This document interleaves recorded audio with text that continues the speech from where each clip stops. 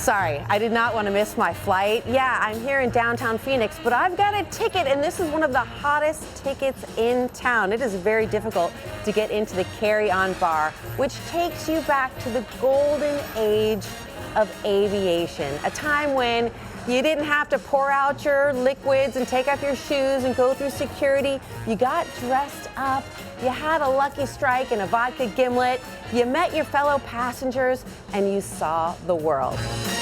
Let's go.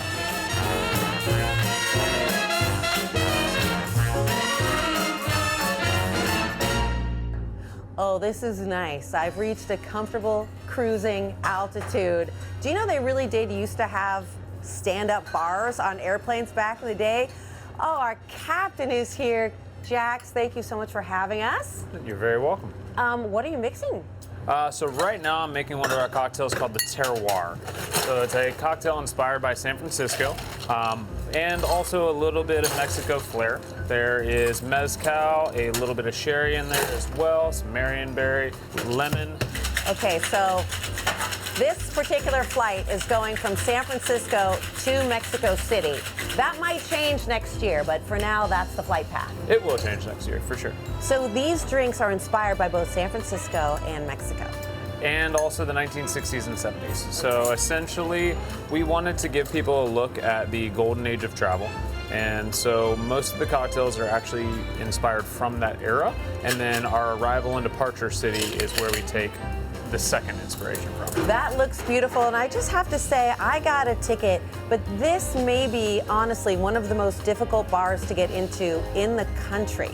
There are only 33 seats in here, and you have to buy a ticket to get a seat, and they sell out fast. Very fast. So on Mondays at 10 a.m., we launch for the next Friday to Friday. So basically we just open a week out of reservations in advance, and it sells out in a few minutes. So within a few minutes.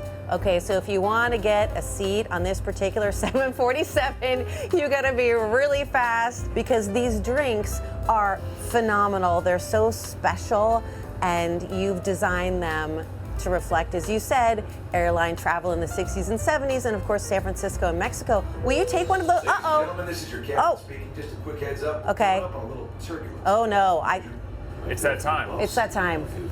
I want to be seated. Please hold on. Word. No one wants to spill a drink at 30,000 feet. No, that's true. We'll do our best to smooth things out as quickly and safely as possible.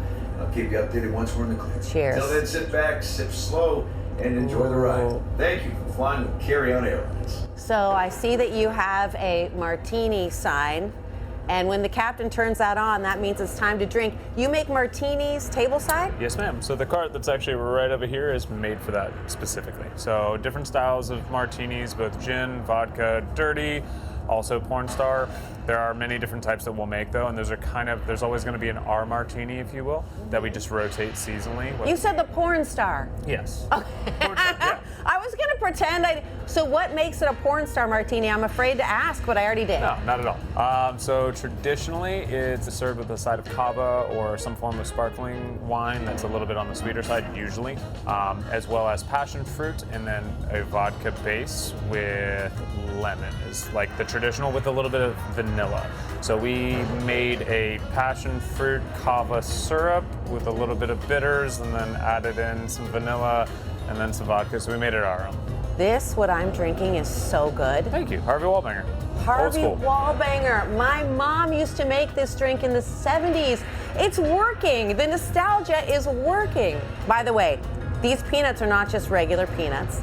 No. So Chef has kind of brought us to Mexico City. He makes two different styles, a verde and a rojo. And so the verde is predominantly flavored with serrano, whereas the rojo is more of a chipotle style of flavor. Now, Captain, I'm keeping it cool, but I am a little bit anxious because we're having a little bit of turbulence, and I can actually feel that through my seat. Yes, ma'am. That's a part of the experience. Okay, right? So it's not just the drinks and the peanuts and the snacks, but you also actually feel some vibration when we're up here. We want you to actually feel like you are in a plane and make sure that it takes you away for a moment. You're in downtown Phoenix right now, but we don't necessarily want you to feel like that. It's meant to transport you.